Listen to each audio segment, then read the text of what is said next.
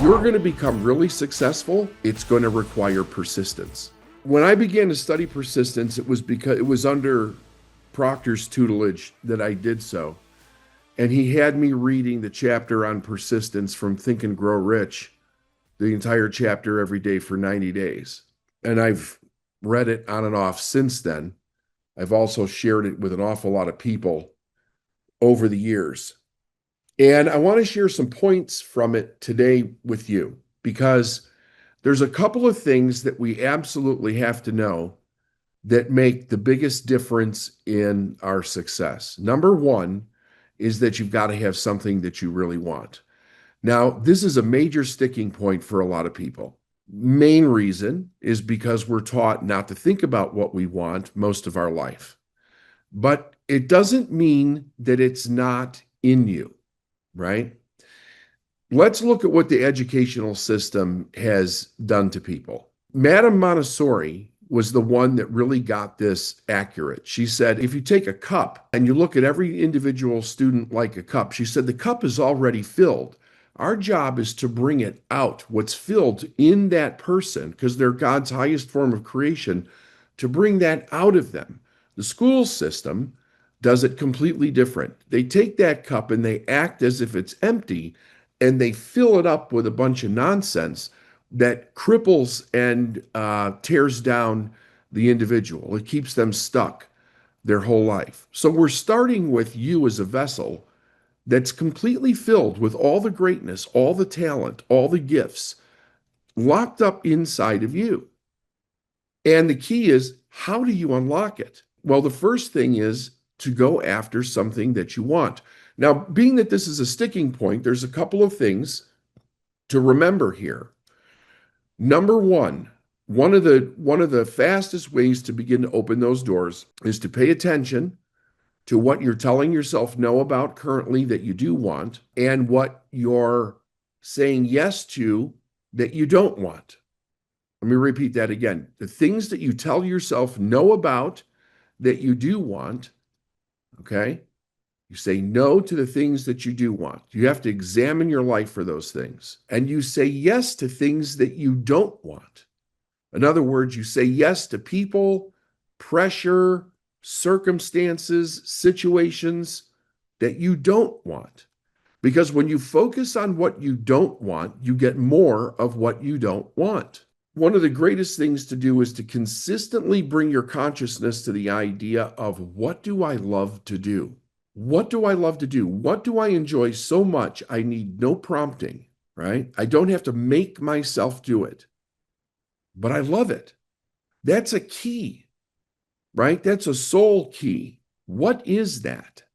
Now, what's important is not to think about, how would I turn that into a business? How would I make money? How would I stop doing what I'm doing? Because you'll talk yourself right out of it the second you start thinking about it. This was a blind spot for me also. School actually started this blind spot for me because I hated school.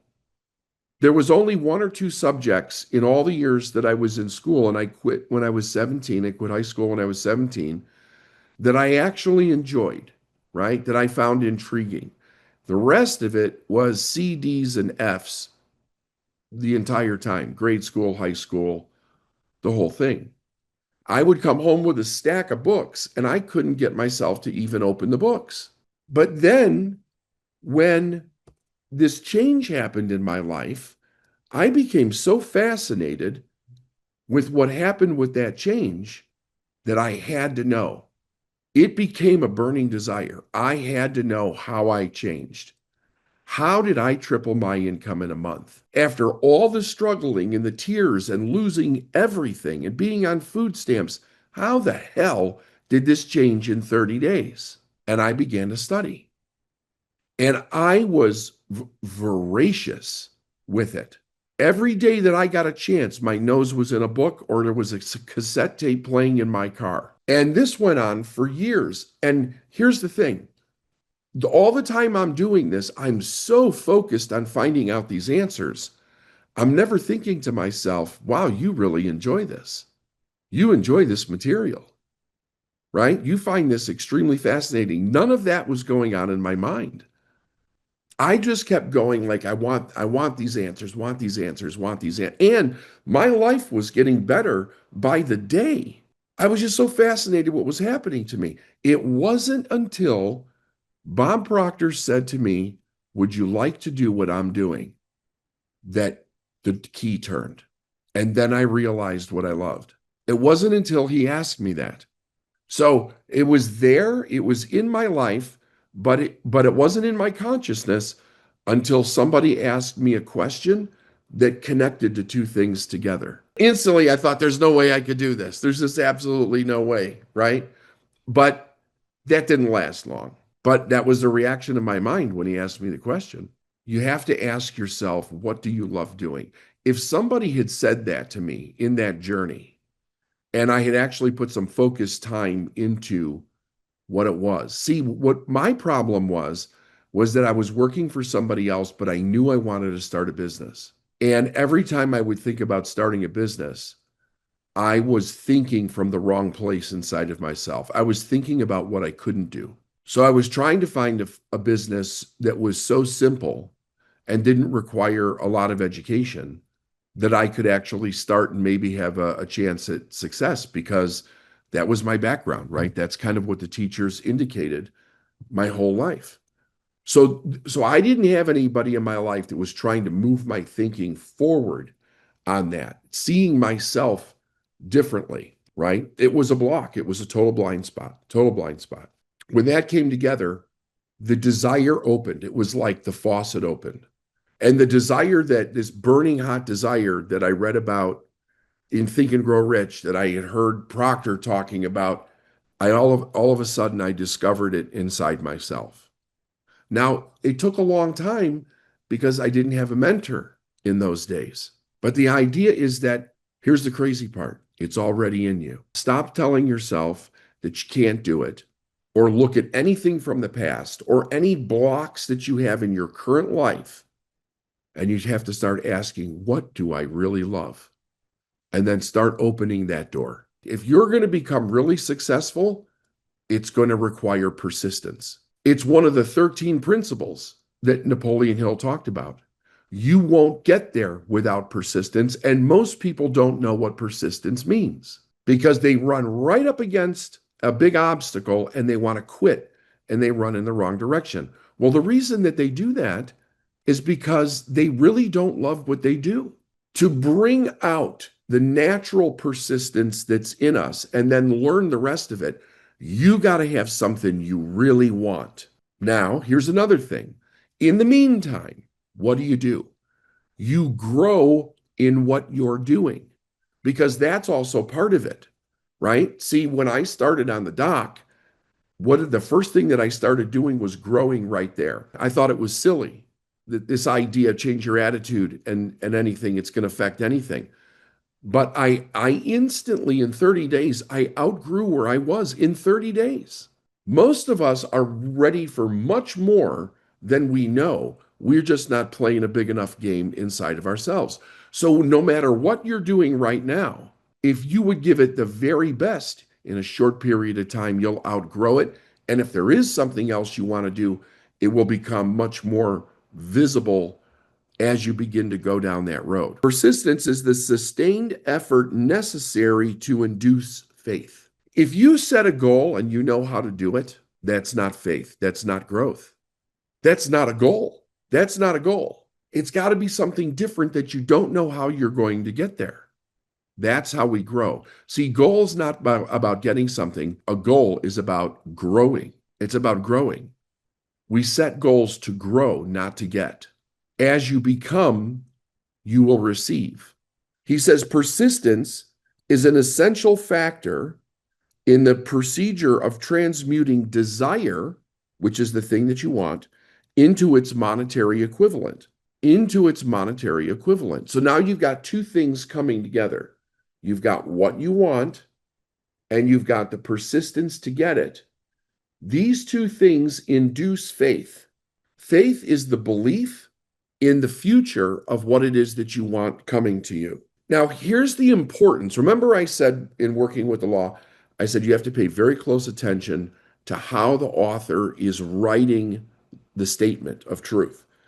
So here's what Hill says about persistence. He says there may be no heroic connotation to the word persistence, but the quality is to the character of man what carbon is to steel.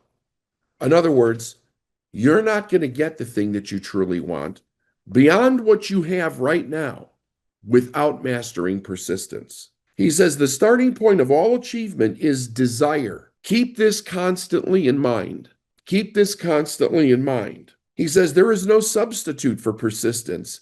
It cannot be supplanted by any other quality. Remember this, and it will hearten you in the beginning when the going may seem difficult.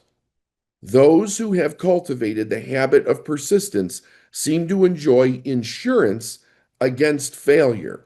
No matter how many times they are defeated, they finally arrive up toward the top of the ladder. Sometimes it appears that there is a hidden guide whose duty is to test people through all sorts of discouraging experiences.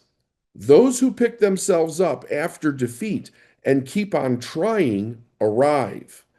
And the world cries, bravo, I knew you can do it. Now, there is absolute truth in that. Absolute truth. I have watched people, including myself, pick themselves up after they lose everything and keep going when most people would turn around and go backwards. And it's only in the keeping going of what it is that they say that they want that eventually that door opens, because in the persistence, you're growing. Napoleon Hill also wrote about something extremely important, Think and Grow Rich, and that was the 6 Ghosts of Fear. If you've never read it, you should read the chapter and do the exercises that he has in the chapter. Why is this important? Because nobody will ever really get the thing that they want until they figure out how to get past those fears. And most people don't even know that they have them. Now, you're not going to make them go away, but you can keep them from stopping you, which is what the real problem is. That's why Hill called them the 6 Ghosts of Fears, because they're not real. The fear that you have is not real. You are not every day trying to figure out how you're going to survive. Like survive, I mean, is me and my family going to be alive at the end of the day? Am I going to find enough food? Am I going to find enough water? Am I going to find medical attention? There's no question. There's a lot of people on this planet that are in that situation, but you're not in that situation.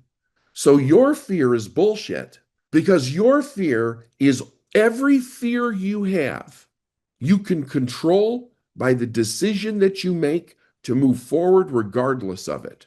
Your life is not on the line. It's in your imagination. It's in your imagination. But nobody ever gets what they want without getting past those fears. It's all BS. There's nothing there. So, number 1, desire. What do you really want? Setting a goal beyond where you are now, and it should be something that excites you, that you have not accomplished before. Persistence in doing what is necessary in the advancement of that goal every day, and not letting fear stop you. As you go through this week, apply those ideas. You know, sometimes the big breakthrough happens when you make a big breakthrough, when you get the big aha, when you go past what you think you can't do. That realization, it's like, what does it do? It opens up another level of what's in us in the moment, right? Remember what I started off saying? Madame Montessori said that all of it was in us. We were born, right? We're God's highest form of creation. Everything that we need is in us. The talents, the ability, the gifts, the dreams. We have our intellectual faculties, our higher mental faculties are all creative in nature. What is God? God is the creator. What did he create? Us. With what? The higher faculties to create. Why are we here? To create. We're here to create. There is something very special about you. And the difficulty that you run into is your belief about the BS that you've been told in your life. But it's not true.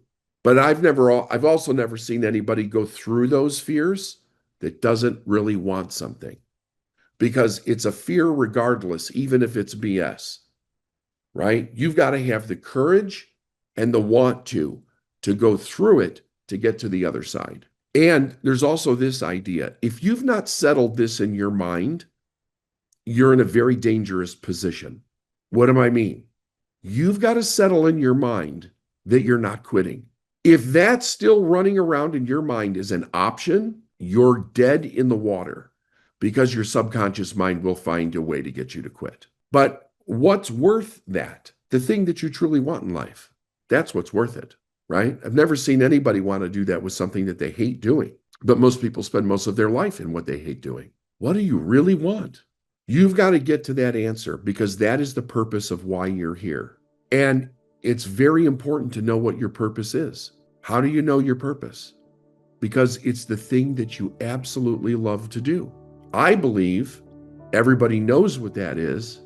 They just don't give them they don't give themselves permission to acknowledge it because they're afraid of what other people are going to think, or they're afraid based on their past that they're never going to be able to get there.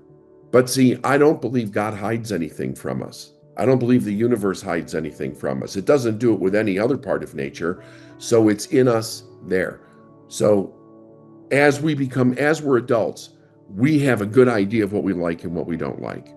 And if it's true that you really don't know what you like, you need to start doing things that you're attracted to find out, because your purpose is trying to get to meet you somewhere in your life. But if you're saying no to it, you're not going to find it. If you're saying yes to a bunch of bullshit that you don't want to do, you're not going to find it. You're going to get stuck in that human nonsense that keeps people in the same place their whole damn life. Move that needle this week in one of these areas. Move the needle. Do something that you think you can't do. Go beyond what you think you're stuck in. If you're at a great level, go beyond that level. Don't sit in the wind. Like, the wind's great, right? What are you going to do tomorrow? You made a bigger sale today. You made a bigger connection today. You made a bigger aha today. Great. What are you going to do tomorrow? That's what you need to be thinking. Celebrate what you've got, but continue to move forward. All right. Love you guys. Have an amazing day. I will talk to you later. Bye for now.